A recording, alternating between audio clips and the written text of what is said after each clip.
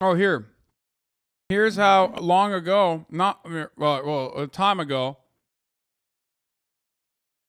the Supreme Court's number of Supreme Court justices was never 9.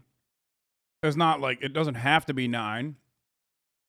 And some people said, "Motherfuck the Supreme Court."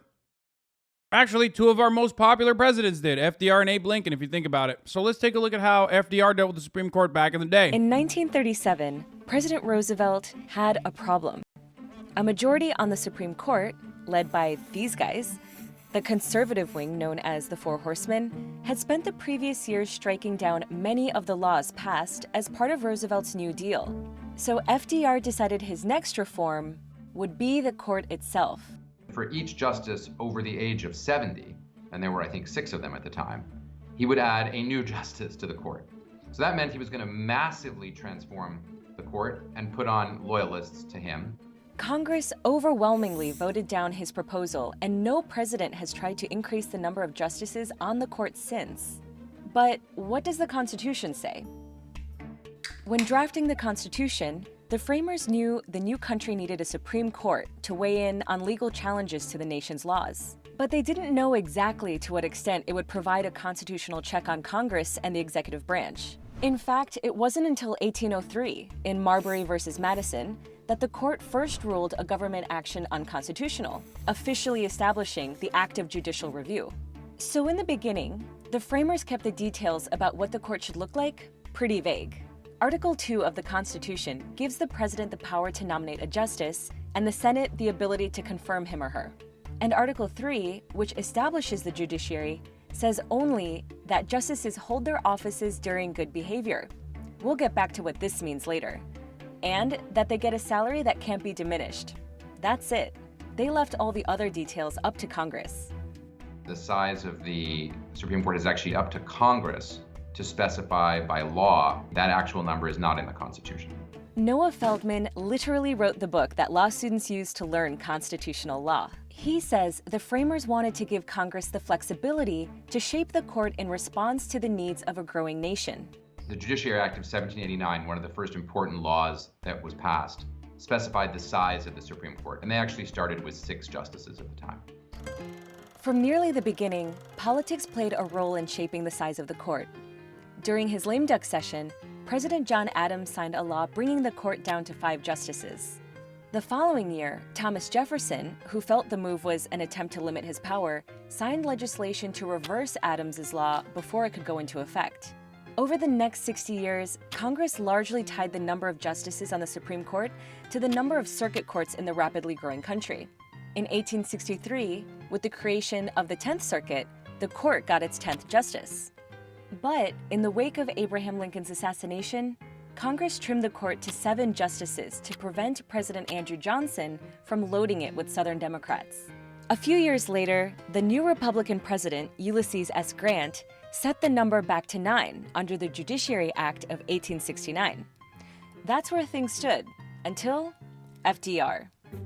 But we cannot yield our constitutional destiny to the personal judgment of a few men who, being fearful of the future, would deny us the necessary means of dealing with the present. FDR's court packing plan ran into 2 major problems. The first was that the sitting justices, including moderate and liberal justices, were deeply opposed to it because they thought it would delegitimate the institution. The second is that lots of Democrats, especially in the Senate, were sensitive to the charge that Roosevelt was basically trying to make himself a dictator.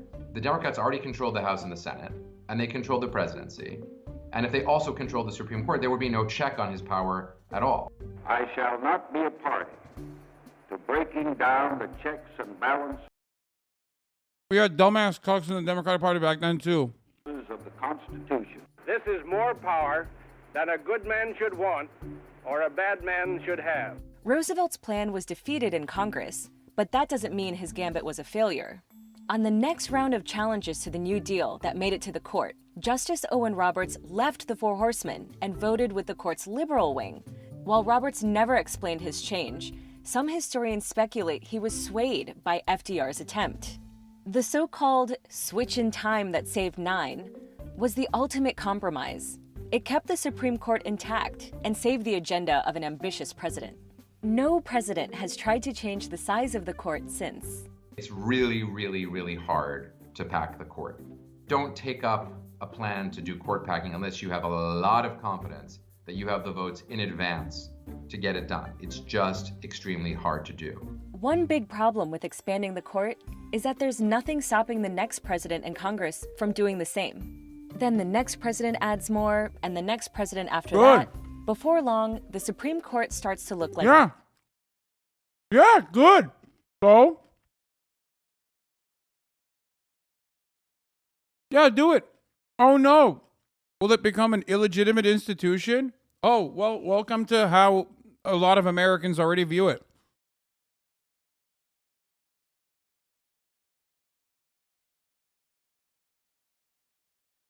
this. And now you're a getting out of town. Oh, no, I ain't. Oh, yes, you are. Oh, no, I ain't. Oh, yes, you are. So what other options do presidents and Congress have to alter the makeup of the court? One idea is term limits for justices. There's just one problem. That line from the Constitution, the one that says judges shall hold their office during good behavior, it doesn't say it directly, but good behavior has always been interpreted to mean that judges would serve for life, unless they were impeached. The idea was that a justice should be independent and insulated from political pressure. The problem is that it's made Supreme Court nominations rare, and now they're highly politically charged. One proposal gaining traction is to create 18-year term limits for Supreme Court justices, staggered so a new justice is confirmed every 2 years. Proponents say this could work by giving the retiring justice senior status and rotating them to a lower court. In fact, 3 members of Congress have introduced legislation that would do just that. But Noah Feldman has his doubts. To my mind, that represents a very problematic and doubtful reading of the Constitution and of its intent. It doesn't seem to be consistent with our tradition of how we've come to understand Supreme Court tenure. Ultimately, the best approach might just be the old-fashioned one. Wait until a seat opens up. It's very hard to use ordinary statutory reforms to change an institution that has its roots in the Constitution. Dude, this is like, this only works if you just are wholeheartedly believing in like the reality of the Constitution. Like it's a fucking, like you're a psycho who thinks like Harry Potter books are real. You know what I mean?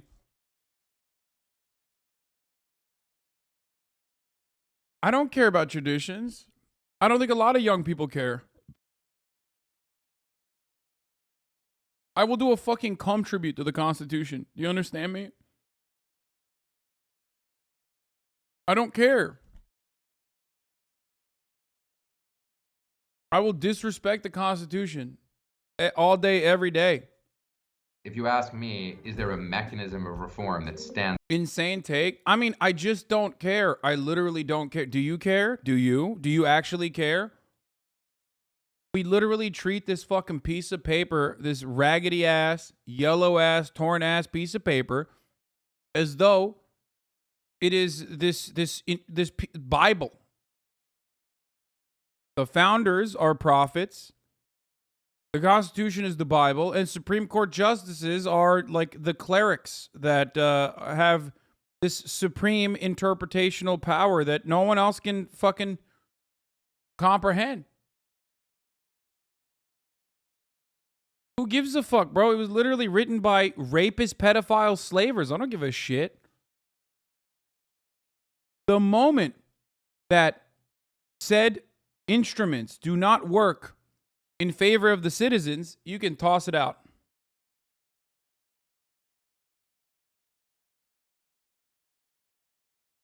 Acting like we should care about it is so stupid. Stands out as simple and easy and that wouldn't break the institutional capacity of the court. I don't see one at the moment.